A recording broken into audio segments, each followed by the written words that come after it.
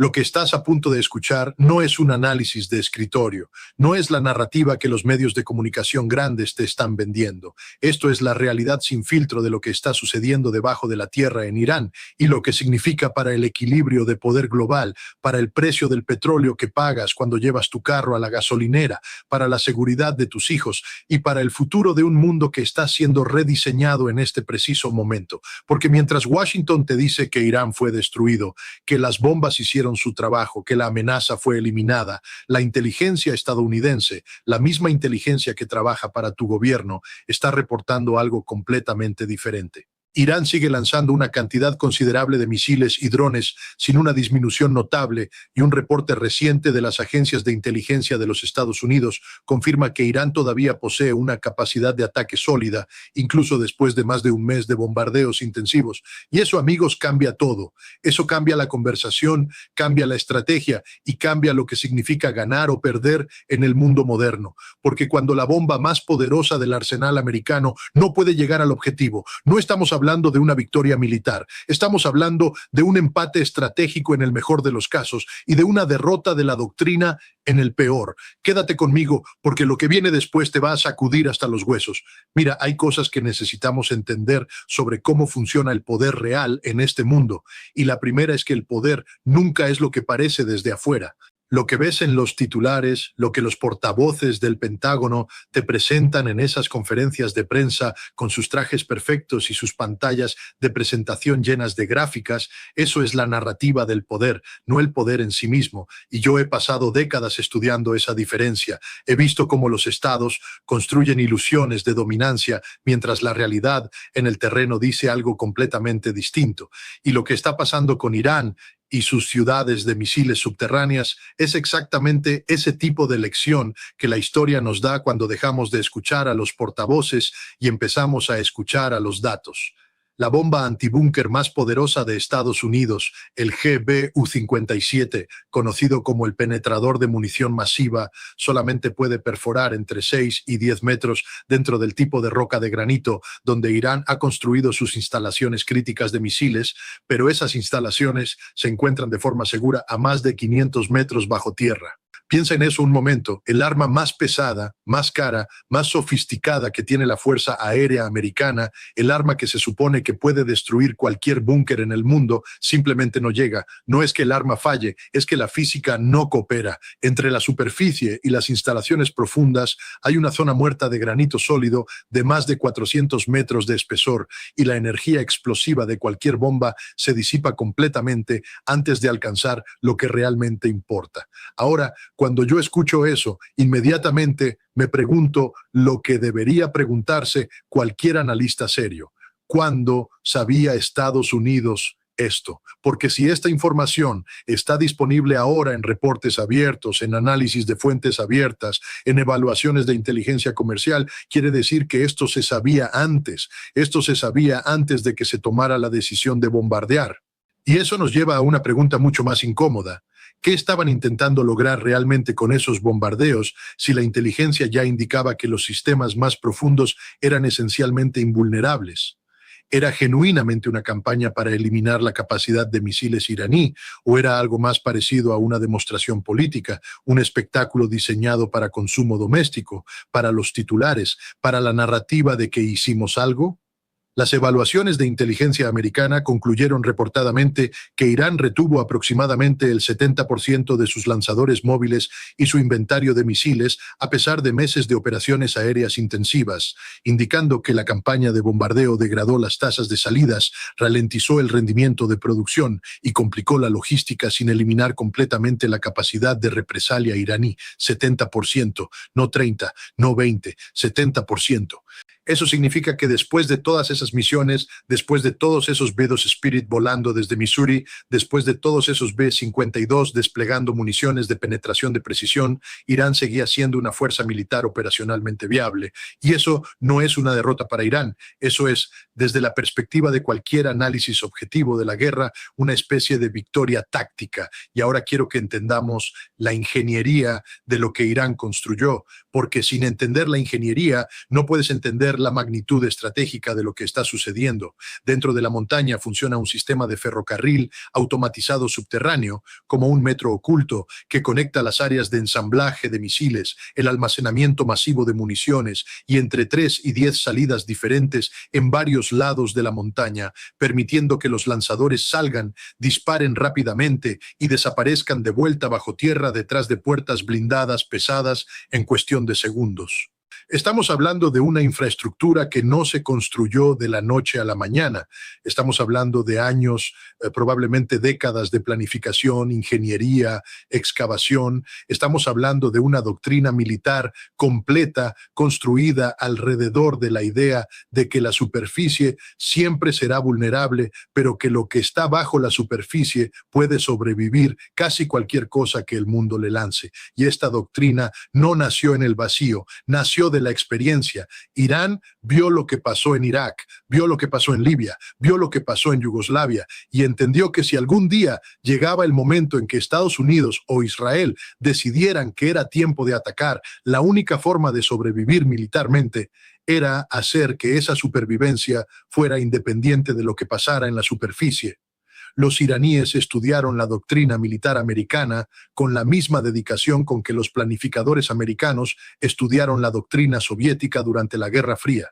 Y llegaron a una conclusión muy simple: si no puedes igualar la superioridad aérea de tu adversario, entonces debes ir donde esa superioridad aérea no puede alcanzarte. Irán ha construido grandes instalaciones subterráneas conocidas como ciudades de misiles durante los últimos varios años. Estas están ubicadas profundamente dentro de las montañas Zagros y Alborz, con túneles y búnkeres alcanzando profundidades de hasta 500 metros. Los misiles se almacenan, se cargan de combustible y hasta se lanzan directamente desde estas bases subterráneas. Lanzados directamente. No tienes que mover el misil a la superficie, exponerlo, esperar a que el satélite de reconocimiento lo detecte. El sistema está diseñado para que el lanzamiento pueda ocurrir directamente desde las profundidades de la montaña, y eso cambia completamente el cálculo de la guerra preventiva. Porque el argumento para un primer golpe siempre ha sido: si atacas suficientemente rápido y suficientemente duro, puedes eliminar la capacidad de respuesta del adversario antes de que pueda usarla. Pero cuando esa capacidad de respuesta está a 500 metros bajo granito sólido y puede lanzar misiles sin salir a la superficie, ese argumento se desmorona completamente. Ahora, hubo un momento que me parece profundamente revelador de todo esto, y es algo que mencionó un residente de Isfahan que vivía cerca del complejo de misiles de la montaña Sofe. Un residente describió el implacable ritmo operacional que rodeaba la campaña de bombardeo diciendo: esta montaña la vemos ser bombardeada casi todas las noches, vemos el humo elevarse. Sin embargo, cuando nos despertamos en la mañana, es desde estas mismas montañas que vemos misiles elevarse hacia el cielo. Piensa en lo que ese testimonio significa. No es propaganda gubernamental iraní. Es el testimonio de un civil que vivía al lado de esa montaña, que veía las bombas caer, que veía el humo y que al día siguiente veía los misiles salir. Eso es la realidad operacional de esta guerra, no los comunicados de prensa, no las conferencias de prensa del Pentágono. Eso es lo que realmente estaba pasando, y lo que estaba pasando tenía implicaciones que iban mucho más allá del campo de batalla, porque no podemos hablar de esta guerra sin hablar del estrecho de Hormuz, y no podemos hablar del estrecho de Hormuz sin hablar del precio del petróleo, y no podemos hablar del precio del petróleo sin hablar de la economía global, de tu bolsillo, del costo de vida de cada familia latina en este país. El precio de referencia global del petróleo Brent Crude Futures subió por encima de los $96 por barril en un momento, revirtiendo la mayor parte del descenso que había visto después de que el canciller iraní Abbas Araghchi declarara el estrecho de Hormuz abierto para toda la navegación. $96 por barril. Eso es lo que pasa cuando Irán amenaza con cerrar el estrecho de Hormuz. Y la razón por la que esa amenaza es creíble, la razón por la que los mercados reaccionan, la razón por la que tanqueros anclaban nerviosamente en aguas iraníes, es precisamente porque Irán tiene misiles que pueden alcanzar esos barcos desde dentro de montañas a las que los bombardeos americanos no han podido acceder completamente, bajo las cuevas de sal laberínticas y los bosques de manglar esmeralda de la isla de Keshm en el estrecho de Hormuz. Un tipo diferente de arquitectura yace enterrada, la isla de Keshm. Un lugar que antes era conocido como un destino turístico, un museo geológico al aire libre, con formaciones rocosas surrealistas, ahora es reconocido como uno de los puntos estratégicos más importantes de la guerra moderna, porque debajo de esa isla, en el corazón mismo del estrecho de Hormuz, a través del cual pasa aproximadamente el 20% del petróleo del mundo, Irán tiene capacidad militar enterrada que puede transformarse en una crisis energética global en cuestión de horas. Y eso es poder, no el tipo de poder que se mide en desfiles militares o en titulares de periódico, el tipo de poder que se mide en la capacidad real de cambiar la dinámica económica del planeta. Según las evaluaciones, la instalación secreta incluye un sistema de ferrocarril automatizado que opera a través de túneles conectando áreas de ensamblaje, depósitos de almacenamiento y salidas ocultas.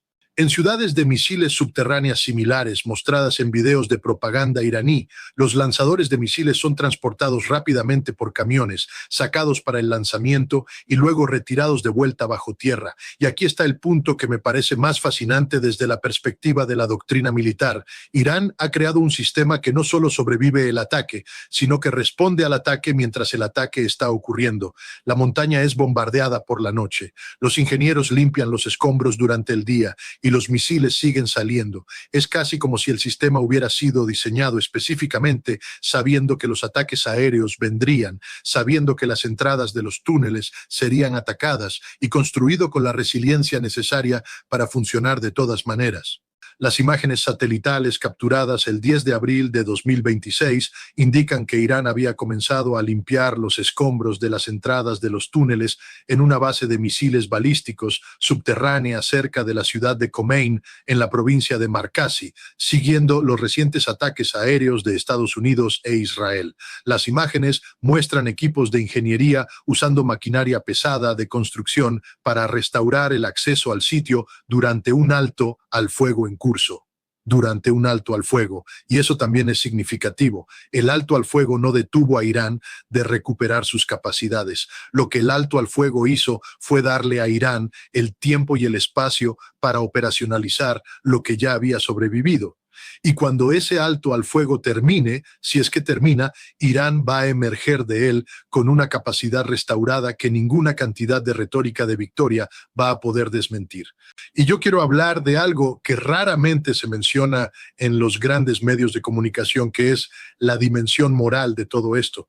No la moralidad en el sentido simplista de quién es el bueno y quién es el malo, sino la moralidad en el sentido de cuánto cuestan las guerras en términos de sufrimiento humano, de destrucción de infraestructura, de generaciones que crecen en medio de la violencia, porque detrás de cada una de esas entradas de túneles bombardeadas, detrás de cada uno de esos ataques aéreos, hay seres humanos, hay ingenieros que trabajan en esos túneles, hay familias que viven en las ciudades cercanas, hay una sociedad entera que está siendo moldeada por el trauma de una guerra que sus líderes iniciaron, pero que ellos tienen que vivir. Y eso no lo resuelven los misiles, ni los búnkeres, ni los bombardeos. Eso lo resuelve la diplomacia. Y la diplomacia en este momento parece estar tan enterrada como esas instalaciones de misiles, profundamente bajo tierra, lejos de cualquier luz.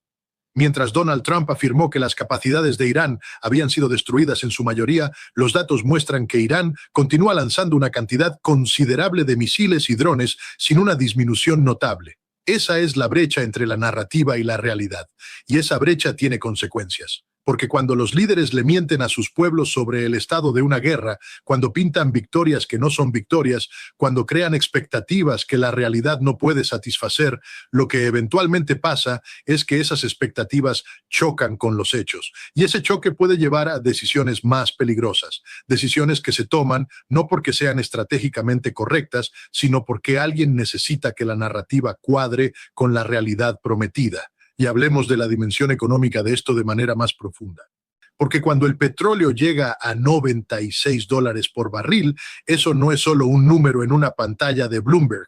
Eso se traduce en precios de gasolina más altos. Eso se traduce en costos de transporte más altos. Eso se traduce en inflación de los precios de los alimentos, porque todo lo que comes llegó a la tienda en un camión que usa combustible diésel. Y las familias que más sienten ese tipo de inflación son las familias de ingresos medios y bajos, que son desproporcionadamente las comunidades latinas en este país. Entonces, cuando hablamos de la guerra en el Medio Oriente, cuando hablamos de las ciudades de misiles de Irán, cuando hablamos del estrecho de Hormuz, estamos hablando de algo que llega directamente a la vida cotidiana de millones de personas aquí en los Estados Unidos que nunca han visto un mapa de Irán en su vida.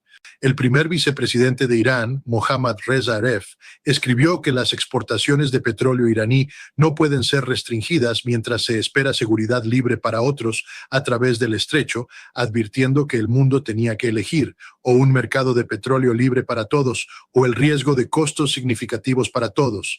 Esa es la lógica de la guerra económica. Irán está diciendo esencialmente, si van a tratar de asfixiarnos económicamente con sanciones, si van a bombardear nuestra infraestructura, entonces nosotros vamos a compartir el dolor, no solo con Israel, no solo con Estados Unidos, sino con todo el mundo que depende del petróleo del Golfo. Es una amenaza de escalada horizontal, es decirle al mundo, esta guerra no va a contener el dolor dentro de las fronteras de Irán, y eso nos lleva a la pregunta que debería estar en la mente de cada persona que piensa seriamente sobre el futuro del orden global. ¿Cuál es la estrategia de salida?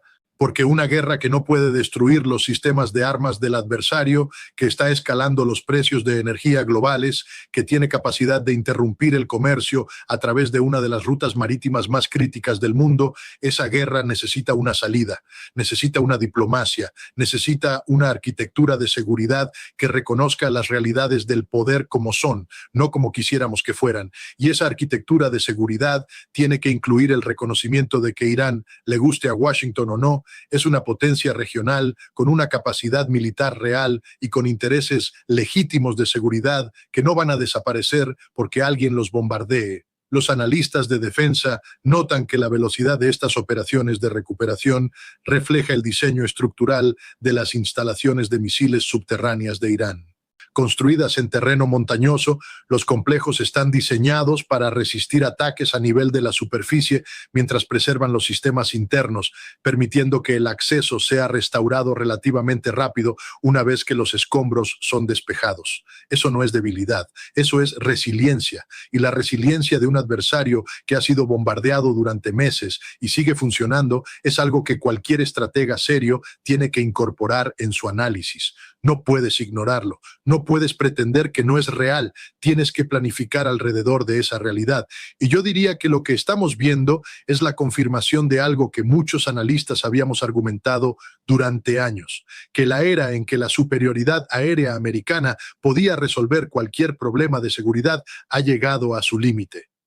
No porque los aviones americanos sean malos, no porque las bombas americanas sean inefectivas, sino porque los adversarios han tenido décadas para estudiar esa superioridad y para construir doctrinas y capacidades diseñadas específicamente para sobrevivir y responder a ella.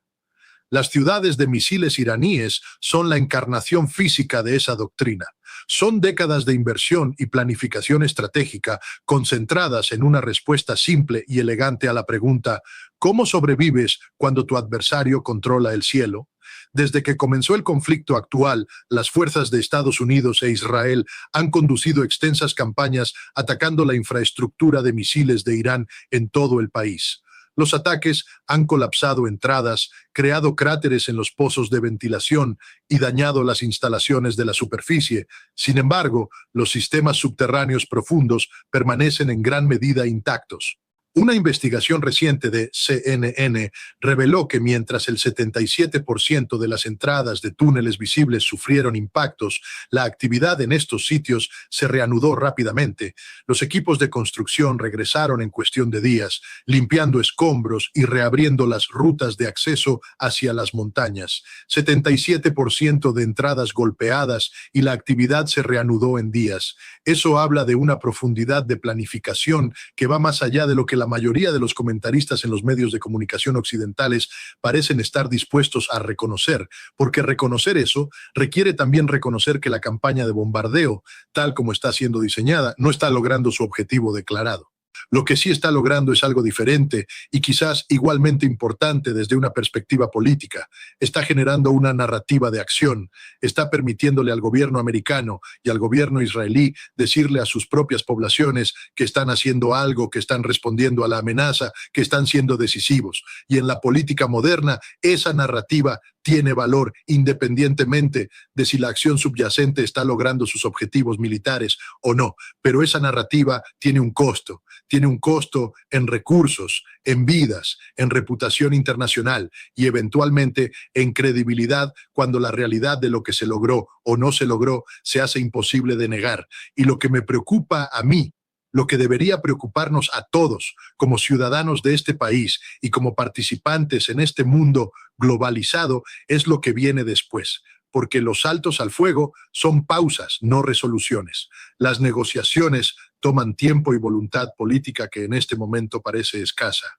Y mientras tanto, bajo las montañas de Irán, los ingenieros de la Guardia Revolucionaria siguen trabajando, los sistemas de ferrocarril subterráneo siguen funcionando, los misiles siguen siendo almacenados, mantenidos, preparados, y la capacidad que no pudo ser destruida en meses de bombardeo intensivo va a estar ahí, disponible, cuando el próximo ciclo de tensión llegue. Eso es lo que significa entender el poder real, no la proclama de victoria, no el comunicado de prensa triunfalista, sino la comprensión sobria y honesta de qué se logró, qué no se logró y qué significa eso para el futuro. Porque el futuro de esta región, el futuro de los precios del petróleo, el futuro de la seguridad global y, en última instancia, el futuro del bienestar de familias aquí en los Estados Unidos que nunca pensaron que la geopolítica del Golfo Pérsico tendría algo que ver con su vida cotidiana. Todo eso está siendo determinado ahora mismo, en tiempo real, por decisiones que se están tomando en Washington, en Tel Aviv, en Teherán y en los corredores de poder de un mundo que está cambiando más rápido de lo que la mayoría de nosotros nos damos cuenta. Y la única forma de navegar ese cambio con inteligencia es entenderlo como es, no como nos conviene que sea.